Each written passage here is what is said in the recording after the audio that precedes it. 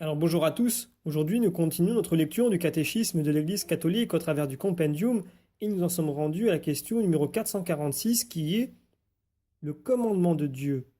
Tu ne te feras aucune image sculptée. En Exode chapitre 20, interdit-il le culte des images? Eh bien une première réponse brève pour commencer.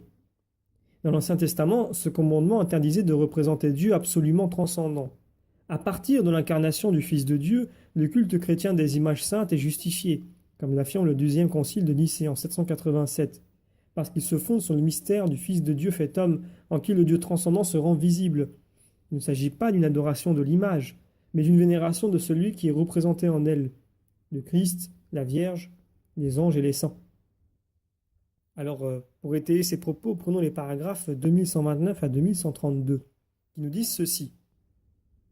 L'injonction divine comportait l'interdiction de toute représentation de Dieu par la main de l'homme.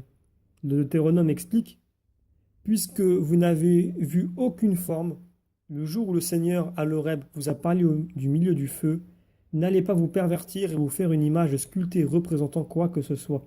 Deutéronome chapitre 4. C'est le Dieu absolument transcendant qui s'est révélé à Israël. Il est toute chose, mais en même temps, il est au-dessus de toutes ses œuvres. Il est la source même de toute beauté créée.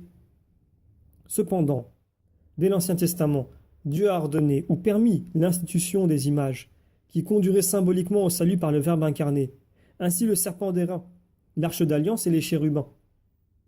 C'est en se fondant sur le mystère du Verbe incarné que le 7e concile œcuménique à Nicée, en 787, a justifié contre les iconoclastes le culte des icônes, celle du Christ mais aussi celle de la Mère de Dieu, des anges et de tous les saints. En s'incarnant, le Fils de Dieu a inauguré une nouvelle économie des images. Le culte chrétien des images n'est pas contraire au premier commandement qui proscrit les idoles. En effet, l'honneur rendu à une image remonte au modèle originel, nous dit saint Basile, et quiconque vénère une image vénère en elle la personne qui y est dépeinte. Donc l'honneur rendu aux saintes images est une vénération respectueuse, non une adoration qui ne convient qu'à Dieu seul. Saint Thomas d'Aquin disait « Le culte de la religion ne s'adresse pas aux images en elles-mêmes comme des réalités, mais les regarde sous leur aspect propre d'images qui nous conduisent à Dieu incarné. » Or, le mouvement qui s'adresse à l'image en tant que telle ne s'arrête pas à elle, mais tend à la réalité dont elle est l'image.